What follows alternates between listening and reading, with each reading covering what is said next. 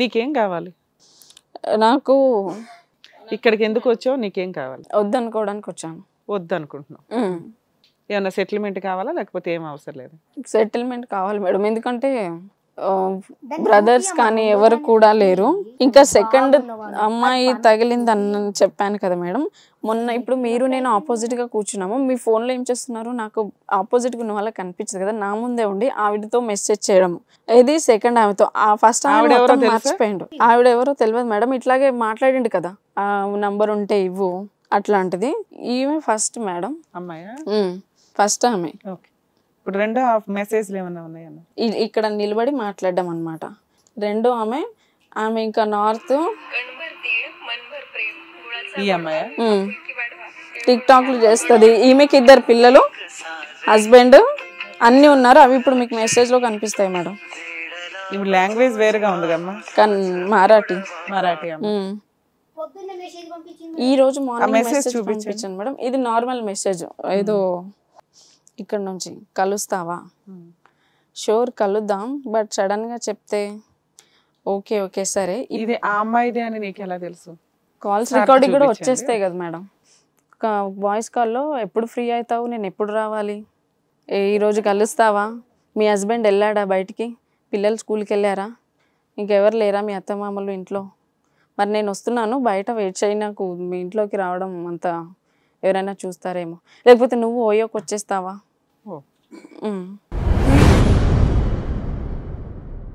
ఆ అమ్మాయి అంత సూపర్ గా ఉంది, మీ ఆయన అంత అందగాడా? బొగ్గు మసి. మరి అతని కలుస్తావా అని ఈయనతో కలవాల్సిన అవసరం ఏముందమ్మా ఆవిడకి? వాళ్ళు ఎక్కడ ఉంటారు? నేను వేరే అమ్మాయితో కాల్ చేయించిన మేడం, అంటే రాంగ్ కాల్ లాగా కనెక్ట్ అయినట్టు ఏదో కాల్ చేస్తే నేను విద్యానగర్ రాంపల్లిలో ఉంటానని చెప్పింది. పేరు చూస్తే కూడా వేరే ఫ్రెండ్తో చూపించాను, కరెక్ట్గా అక్కడ ఉంటుంది. అమ్మ కేసులకి అవన్నీ వేసుకుంటే మీకు మీరు అన్న ప్రొసీడింగ్స్ లో లీగల్ గా సెటిల్మెంట్ చేసుకోవచ్చు. ఇక్కడికి ఎందుకు వచ్చారు? ఏం ఎక్స్పెక్ట్ చేసి వచ్చారు? ఇక్కడికి ఎందుకంటే మేడం, పిఎస్కి వెళ్ళి కంప్లైంట్ ఇస్తే అతను వెంటనే వచ్చి కొట్టేయడము. ఇప్పుడు మేము ఓన్ హౌస్లో ఉన్నా కూడా ఇది నా ఇల్లు, మీరెందుకు ఇక్కడ ఉండడము, నాపైనే కేసు వేసి ఇక్కడ ఉంటారా, అవును నేను ఇట్లాగే చేసుకుంటాను అని కొట్టడం, తిట్టడం, మరి వెళ్ళిపో అని అనడం, ఇంకేమైనా చేస్తాడేమో అనే భయంతో ఇక్కడ వచ్చాను మేడం. అడగలేదా సెపరేట్ అయిపోదాం అడగలే? అసలు మాట్లాడనివ్వడు సార్, చిన్న విషయం మాట్లాడనివ్వడు. నీ అంతలు నువ్వు వెళ్ళిపో, నాకేమి చెప్పొద్దు, ఎందుకు వెళ్ళిపోయేవని అంటే కూడా నీ ప్రాబ్లం కోసం నువ్వు వెళ్ళిపోయావు అని చెప్పుకో, నీకు నచ్చక. కానీ నన్ను అడిగితే మాత్రం ఏమో ఆవిడే వెళ్ళిపోయింది, నేనైతే బాగానే ఉన్నానని నేను చెప్పుకుంటా. నాకు చెడ్డ పేరు రావద్దు, ఎందుకంటే నా జాబ్ సేఫ్ ఉండాలి, నేను సేఫ్ ఉండాలి, మా పెద్దమ్మలు చిన్నమ్మల దగ్గర కూడా నేను సేఫే ఉండాలి. ఇంకా నాకేమి వద్దు, వెళ్తే నువ్వే వెళ్ళు మేడం. ఇంకోటి, ఈరోజు వరకు అసలు నాతో కలిసి ఉండలేదు మేడం. ఎవరు? మా హస్బెండ్. అసలు ఫిజికల్ రిలేషన్ లేదు మేడం. ఎప్పటి నుంచి లేదు? మొన్నే కదా 5 months లో 2-3 times కలిసామండి అని చెప్తున్నావు. ఆ ఫస్ట్ అమ్మాయిని వదిలేసుకొని సెకండ్ అమ్మాయి తల్లి గ్యాప్లో మాత్రమే 2 times అంతే. ఇంకా ప్రెగ్నెన్సీ వద్దంటాడు, అసలు ఏమి వద్దంటాడు. ఎంత కామందుడు అంటే, ఆపోజిట్ బిల్డింగ్ మా ఇల్లు ఉంది కదా, మేము 2nd floorలో ఉన్నాము, ఇలా వాల్ ఉంటుంది కదా, దానిపైన ఎక్కి వేరే ఆంటీ స్నానం చేసేది చూస్తుంటే ఓనర్ ఆంటీ నాకు కాల్ చేసింది, మీ ఆయన ఎందుకు అక్కడ చూస్తున్నాడు అని. ఇతనేం సాకు చెప్తున్నాడు, ఆ సజ్జ పైన ఏదో ప్యాంటు పడింది తీసేయడానికి అని. ఇట్లాంటి వీళ్ళు చూసి నాకు చెప్పింది, కానీ నేను కనిపెట్టే వరకు ఇంత టైం పట్టింది. కానీ నాది మాత్రం అనుమానం మాత్రం కాదు మేడం, ఇది నిజం. చాలా మంది ఓనర్స్ కూడా చెప్పారు, మేము పెళ్ళైనప్పటి నుంచి ఒక 4-5 ఇల్లు మార్చాము. అతని మాట విధానము, మాట్లాడే తీరుని బట్టి ఇతను నేను టార్చర్ చేస్తాడమ్మా, నువ్వు స్ట్రాంగ్ ఉండాలని చెప్పారు. కానీ నేను ఎప్పుడు ఎవరితో ఏడవలేడు మేడం. ఇప్పుడు నాతో ఎవరైనా వచ్చి మాట్లాడుతున్నారు అనుకో మేడం, నన్ను ఆపేసి ఫస్ట్ ఇతనే మాట్లాడతాడు. ఆ అమ్మాయి ఎంత అందంగా ఉండి ఇతనే పొగుడుతుంటాడు, అసలు ఎంత చండాలంగా అంటే అట్లా.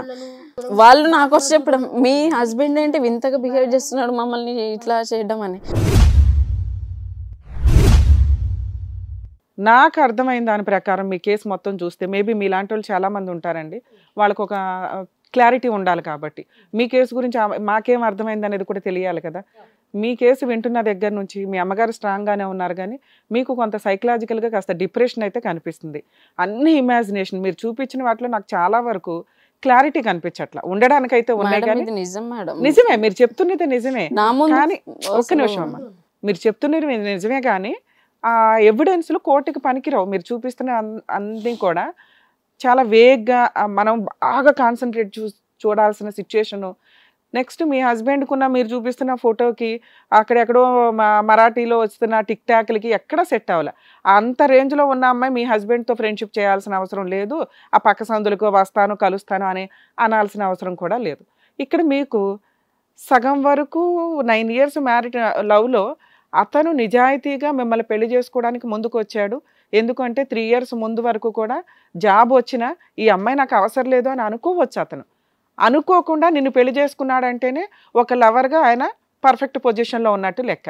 సెకండ్ స్టెప్ ఏంటి, ఇంట్లో వాళ్ళని ఒప్పించుకొని డౌరీ కావాల్సిన సిచ్యుయేషన్ ఉన్నా కూడా, ఎందుకు అంటే మీ అమ్మ పాత్రలో మీ అమ్మ ఎంత కరెక్టో వాళ్ళ అమ్మ పాత్రలో ఆవిడ కూడా అంతే కరెక్టు.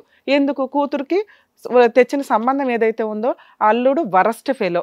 ఇక అక్కడ ప్రాబ్లమ్ని సాల్వ్ చేయాలి అంటే వాళ్ళకున్న 1 acreలో సిచ్యుయేషన్స్ కుదరు.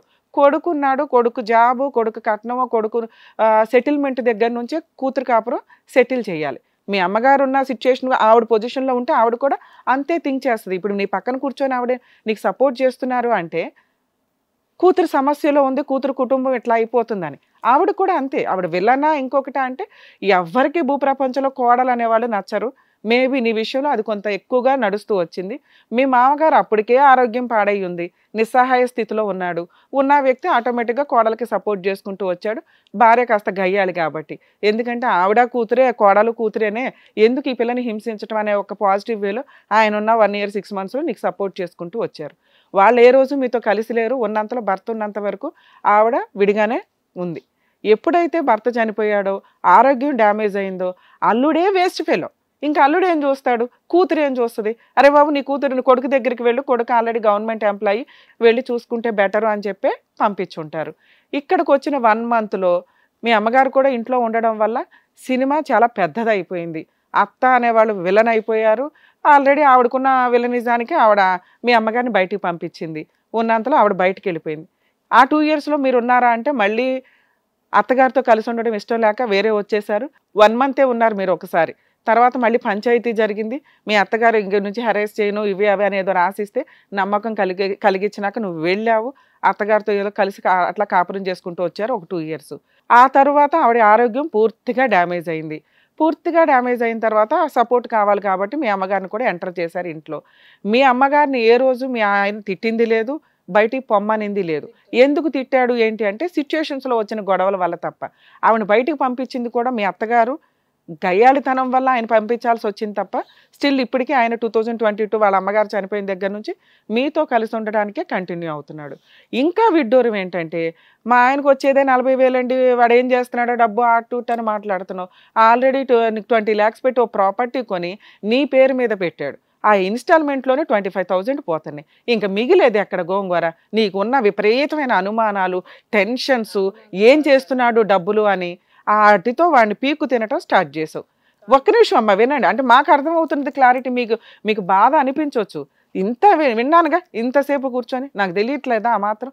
ఓకే, అతనికి అక్రమ సంబంధాలు ఉన్నాయా లేదా ఇంకా వదిలేయండి. ఎందుకు అంటే నాకు భర్త కావాలండి, భర్తను మార్చండి అని మీరు అంటే మనం బతులాడి అరే బాబు నువ్వు ఇట్లా కాదు ఇట్లా ఉండు, ఆల్రెడీ అమ్మాయి దగ్గర ఎవిడెన్స్లు ఉన్నాయి, ఆ అమ్మాయిని వదిలే ఈ అమ్మాయిని వదిలే, ఇంకోసారి అన్న చేస్తే తోలు తీస్తామని మనం అనవచ్చు.